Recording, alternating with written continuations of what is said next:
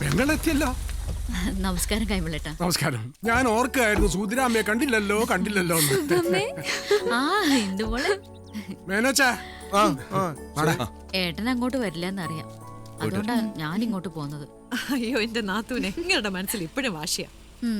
വാശി ആരോടാ? എന്നോടാണോ അതോ എന്റെ കുഞ്ഞിനോടോ? എനിക്ക് ആരോടും വാശിയും വൈരാഗ്യമൊന്നുമില്ല. ഒന്ന് കുളിക്കട്ടെ. നീ വല്ലാണ്ടങ്ങ് മാറിപ്പോയല്ലോ. എത്ര നീളമുണ്ടായിരുന്ന മുടിയാ, ഒക്കെ മുറിച്ചു കളഞ്ഞു. ബാംഗ്ലൂർ സ്റ്റൈൽ ഇതാന്നാ ഇവള് പറയുന്നത്. ഏട്ടൻ അതിന് കുറെ വഴക്കം പറഞ്ഞു. അല്ല, നാത്തോനും മുടി വെട്ടിയിട്ടുണ്ടല്ലോ, ഇത് എവിടുത്തെ സ്റ്റൈലാണാവോ? അത് പിന്നെ നാടോടുമ്പോ നാടുപോയി ഓടണ്ടേ നാത്തൂനെ. എങ്ങനെയുണ്ട് സ്റ്റൈൽ അടിക്കുന്ന? അല്ല, വിനായകൻ സ്റ്റേഷനിൽ നിന്ന് ഇറങ്ങിയില്ലേ? എപ്പോഴേ ഇറങ്ങി. തെറ്റുകാർ അവരല്ലെന്ന് മനസ്സിലായപ്പോ SI ഒരുപാട് മാപ്പ് പറഞ്ഞു. എന്നിട്ട് ആളെവിടെ? വീട്ടിലിരിപ്പുണ്ട്. നിങ്ങളെ ഇങ്ങോട്ട് വിളിച്ചോണ്ടുവരാൻ പറ്റാത്തതിന്റെ ദേഷ്യത്തിലാ. അല്പം മുൻചുണ്ടിയും കുസൃതിയും ഉണ്ടെന്നേ ഉള്ളൂ, പക്ഷെ ആള് വെറും പാവാ.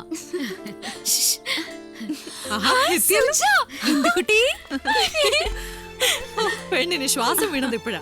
മോളെ കണ്ടില്ലെന്ന് പറഞ്ഞ് സങ്കടത്തിലായിരുന്നു. ആണോ സുബമ്മേ? ഇത് എന്റെ കൂട്ടുകാരി സുജ. എനിക്ക് ഇവിടെ ഉള്ള ഒരേ ഒരു കൂട്ടുകാരിയാ. നീ ഇത്തിരി തടിച്ചു. നഴ്സിംഗ് കഴിഞ്ഞ് വന്ന അന്ന് മുതലുള്ള അമ്മയുടെ പരിപോഷിപ്പിക്കില്ല. വല്ലാണ്ടങ്ങ് തടിച്ചോ ഞാൻ? ഒന്ന് പോടി അവിടുന്ന്.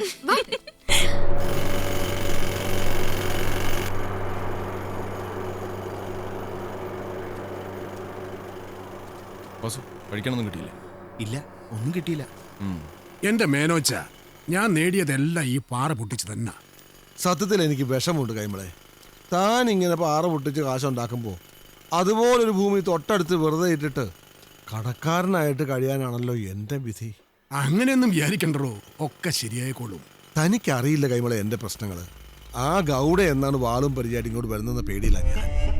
1ഉം 2ഉം അല്ല, രൂപ 7 ലക്ഷം അതിൻ്റെ പലിശ എന്നെ അയാൾക്ക് കൊടുക്കാനുള്ളത്.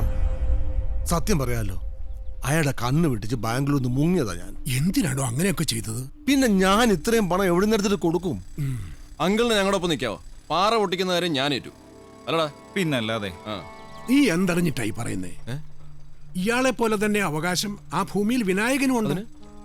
അവൻ ഒപ്പിട്ട് തരാതെ അവിടെ ഒന്നും ചെയ്യാൻ സാധിക്കില്ല. ഇത് കുറെ കഷ്ടമാ. അവകാശപ്പെട്ട ഭൂമിയിൽ നിന്ന് ആദായം എടുക്കാൻ പറ്റില്ല എന്ന് വെച്ചാല് പറയുന്നതുകൊണ്ട് വിഷമം തോന്നരുത് മേനോച്ച. ഏഴിമല തറവാട് വീതം വെച്ചപ്പോ തനിക്കും സുഭദ്രയ്ക്കും തുല്യ വീതാ കിട്ടിയത്. തന്റെ കയ്യിലിരിപ്പ് കൊണ്ട് ബിസിനസ് ചെയ്ത് സ്വത്തുക്കൾ ധാരാളി കുടിച്ചു. തന്റെ പെങ്ങൾ സുഭദ്ര ആവട്ടെ, ഉറുമ്പ് കൂട്ടിവെക്കുന്ന പോലെ കൂട്ടിവെച്ച് നല്ല നിലയിലുമായി. എടോ, അന്ന് ഭാഗം വെച്ചപ്പോ താൻ തന്നെയല്ലേ പറഞ്ഞത് അളവ് കൃത്യമാക്കാൻ ഈ പാറഭൂമി തന്റെയും വിനായകന്റെ പേരിൽ എഴുതാൻ? ബുദ്ധിയുള്ള ശേഖരമേനോൻ അന്നത് ചെയ്യുകയും ചെയ്തു. അന്ന് ഞാൻ അറിഞ്ഞോ കൈമളെ, പുല്ല് പോലും മുളയ്ക്കാത്ത ഭൂമി ഇത്രയും കാശുണ്ടാക്കാൻ പറ്റുമെന്ന്? എനിക്ക് ആലോചിച്ചിട്ട് ഒരു വഴിയേ തോന്നുന്നുള്ളൂ. താൻ ചൂടാവരുത്. താൻ കാര്യം പറ കൈമളെ. പണ്ടേ നിങ്ങൾ നിശ്ചയിച്ചുറപ്പിച്ചതുപോലെ വിനായകന് തന്റെ മകളെ വിവാഹം കഴിച്ചു കൊടുക്കാം. താൻ എന്നീ പറയുന്നത് വേറെ വല്ല കാര്യം പറ. അങ്കിള് പറഞ്ഞാൽ ശരിയാച്ചേ. പണ്ടങ്ങനെ പറഞ്ഞെന്ന് വെച്ച് ഇന്ന് എന്തുവിനും അവന് ഇഷ്ടമാണോന്നുണ്ടോ? എന്തായാലും വിനായകനെ ഇപ്പൊ പിണക്കുന്ന ബുദ്ധിയല്ല. പാറ പൊട്ടിക്കാനുള്ള എല്ലാ ഉപകരണങ്ങളും എൻ്റെ കയ്യിലുണ്ട്. കാഷ് ഞാൻ തൻ്റെ വീട്ടിലെത്തിക്കും.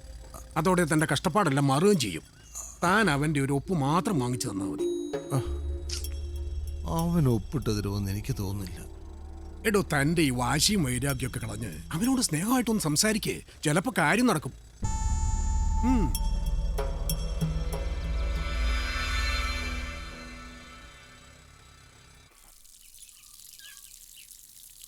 നീ പിണങ്ങിയിരുന്നിട്ട് കാര്യമൊന്നുമില്ല ശശി.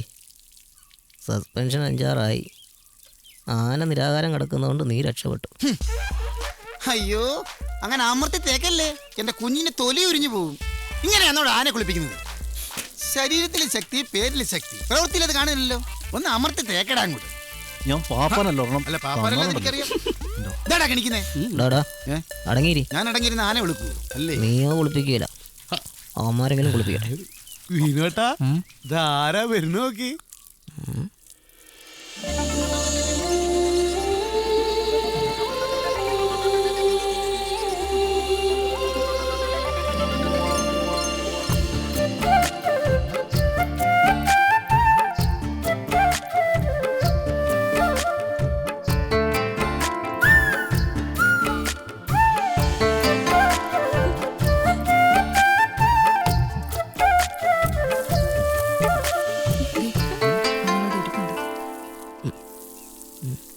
എല്ലാരും ഉണ്ടല്ലോ.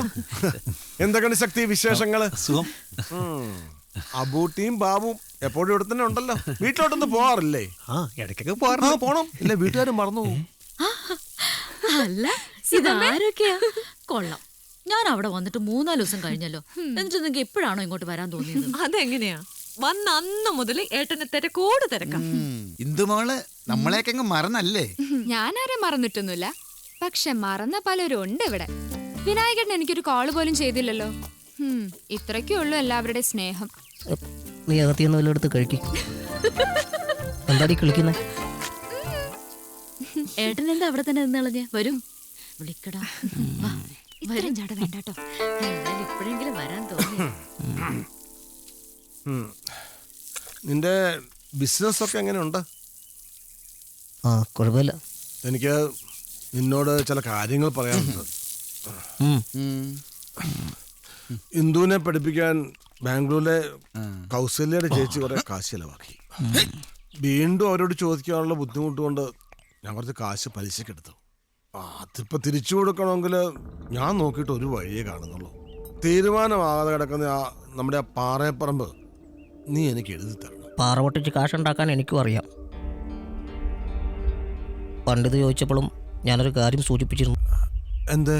എൻ്റെ ഇന്ദുവിൻ്റെ വിവാഹം. അപ്പോ കല്യാണം നടത്തി തരാതെ നീ എനിക്ക് ആ ഭൂമി എഴുതി തരികയല്ല? ഇല്ല, കടം തീർക്കാൻ അത്ര വേണ്ടെന്ന് വെച്ചാൽ പറഞ്ഞാൽ മതി, വേണേൽ അത് തരാം. അത് ശരി, അങ്ങനെ ആയിക്കോട്ടെ. അല്ല ഏട്ടനകത്തേക്ക് വരുന്നില്ലേ? ഇല്ല, സ്നേഹപ്രകടനമൊക്കെ കഴിഞ്ഞെങ്കിൽ ഇറങ്ങി വന്നേ. ഇറങ്ങി വരാൻ. ഇതൊരു കഷ്ടമാണ്. സുമമ്മയ്ക്ക് വിഷമമുണ്ടോ?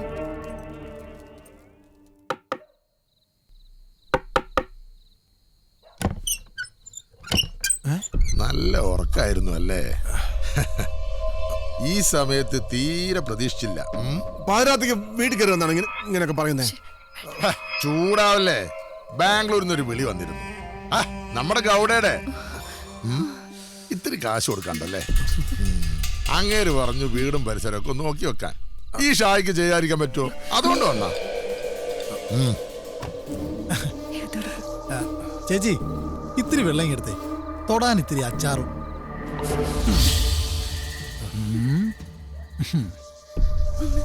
ഞാൻ ഇന്ന് തന്നെ ഗൗഡെ വിളിച്ചോളാം. ഒരാഴ്ചക്കുള്ളിൽ എനിക്ക് പണം ശരിയാകും. അത് ഞാൻ കൊടുത്ത് ഉടനെ ഇടപാട് തീർത്തോളാം. ഓ ആയിക്കോട്ടെ. ഇവിടെ ഈ സെറ്റപ്പിൽ ഇനി ഞങ്ങളെ ഇരുത്തരുത് മാധവേട്ട.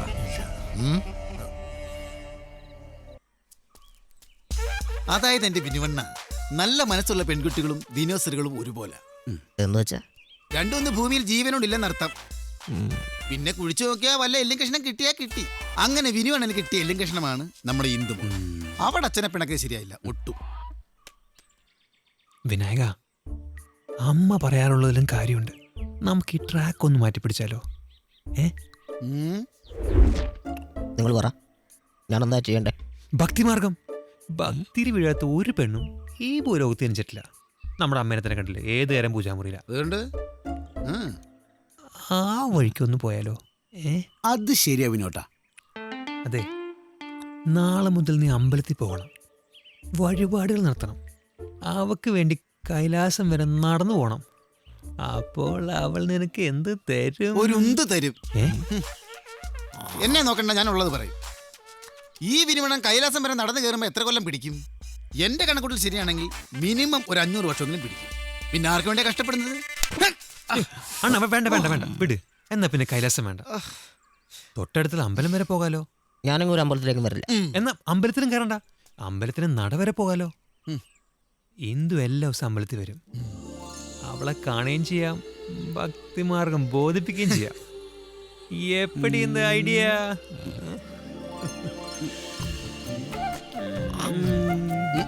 അങ്ങനെയാണെങ്കിൽ പോവാല്ലേ?